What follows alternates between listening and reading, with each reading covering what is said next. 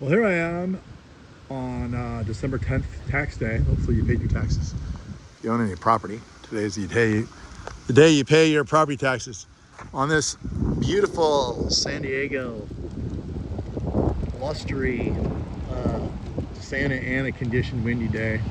That's when the winds blow from the desert to the ocean. It gets wild and crazy.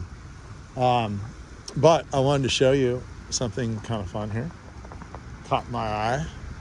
Give you guys a couple ideas on what to do maybe. What do you see? I see a bunch of blue agave. This is Agave americana. It's probably the most common agave there is. This is not the agave they make tequila from, but they do make mezcal from this one. And they cut back the whole thing and they just get that big pineapple right there. You can see the bottom of the pineapple right there. They even cut it back a little more than this. Dig up the whole thing, and then they cook it, they bake it, and then you can actually eat it. It's super sweet at that point, so all the sugars are out. It's so good. But then they take all that sugary sap, crush it, get all the juice out of it, and they ferment that stuff down into mezcal. And if it was blue agave, the true blue agave, the blue Weber agave, which is agave tequiliana, they would make tequila out of that, only if they're within the provincial boundaries to do so, as set up by the Mexican government. And just a side note, look at that beautiful bougainvillea.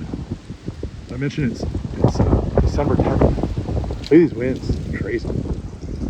But anyway, we're here today to talk about this Agave americana. It's got the most beautiful silver color, almost looks like a shark skin right there. In fact, one of these is called shark skin.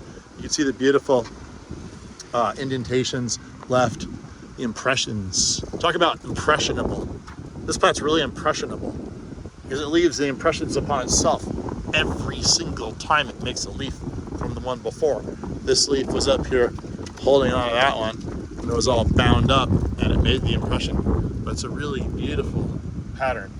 And but these, the reason I'm filming these particular ones here is someone has come in here and made them look extraordinarily neat. Now that might be because the children of the neighborhood riding their big wheels were getting butchered by the thorns, because as you can see, had they not trimmed it, the kids would have been butchered. We don't want butchered kids. That's not what we're trying to do. We're just trying to make beautiful gardens here, people. Keep that in mind. So you probably shouldn't have planted this one so close to the sidewalk to begin with. But now that you did, you're gonna have to keep it trimmed up. Well, that's gonna keep them pretty neat looking. You create this really beautiful pineapple look, almost like what a canary palm looks like when you've done a really nice trim job on the bottom of the pineapple on that, if you know what I'm talking about.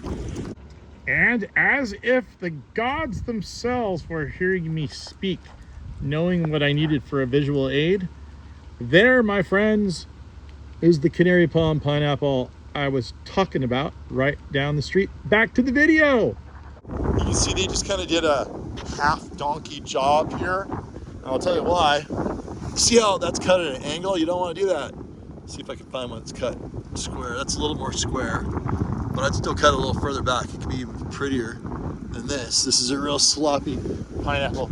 I like to do them really nice and perfect. I still don't see a perfectly trimmed. Yeah. This one here is kind of square, but you get the idea, right? You cut them back as far as you can. You cut them all perfectly square, all in the right angle, the same angle, consistent angle. Then you end up with something really spectacular looking. Beautiful pineapple on the bottom of these. So you can make them look like this, and it's really cool. Sometimes people think it's a totally different plant, but it's the same plant. It gives you a little more lateral space, and it does just make them look like super cool. This one's pretty square right there. That one's not. They're all cut in different angles. You don't want that. Consistency.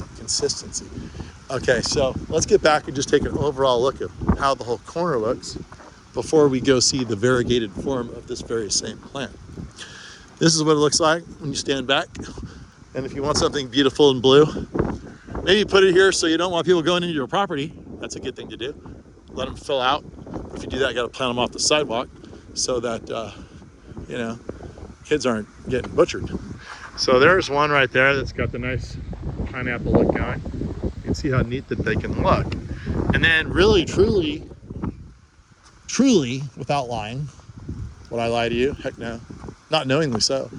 I might be erroneous. Erroneous is different than lying because you don't know you're doing it. You don't know you're wrong. I may be wrong sometimes, but not intentionally so. Anyway, yeah, so you could actually make your own mezcal out of this here. Like even at this point right now, you just cut that whole thing back. Take that thing out of the ground. This is what you got to do. Take it out of the ground. Cut all the roots off.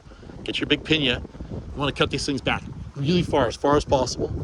And then you're going to dig a big pit in the ground, right? Big pit. And then you're going to lay all your big pineapples in there, right? Then you're going to cover the thing with banana leaves. And then it'd be best if you have them, get a bunch of rocks, not little rocks. Get big rocks like this. Cover the banana leaves with the rocks. And then build a giant fire on top of that thing. Like really hot that'll burn for a while. A lot of oak, and get it going. And just be a good time to have a burn pile fire. I could do this at my ranch maybe if I was so inclined, which I'm not. I can just go buy a bottle of mezcal, plus I hardly drink alcohol anyway. So what good would that do? But anyway, if you wanted it, you'll know how to do it now. And so then, after you've done all that and let it cook for 2 or 3 days, you take the whole mess apart, and you will then you have to take these big old things and you got to mash them somehow. The way they do it in Mexico, they put them on like what amounts to concrete in a big circle. They get a big wheel stone that's hooked up to something that a donkey pulls in a circle. The donkey has to go around the outside of the circle, and then it pulls this thing around, it crushes it, then all the juice flows down to wherever you collect it, down in the little trough. And then you take that, and then you distill that, and that's how you get your mezcal. So it might just be easier to go to the store. But I'm just, if you want to know, that's how you do it. So this plant actually comes in a variegated form, which is super cool. I just got a huge one for a customer. Maybe I will cut a little video into here. Cuando me dice 1, 2, 3, en 3, vámonos. Okay. Wait, momentito.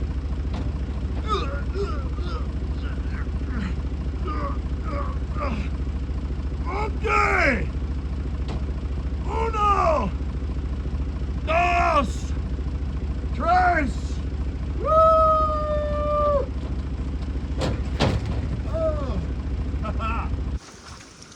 This one's not looking so pretty. But you can see what it looks like with the stripes. It's really gorgeous. And this one maybe because it hasn't been watered so much. But anyway, that's what it looks like when you trim your agaves up. So the little big wheeler kids do not get butchered. So now you know.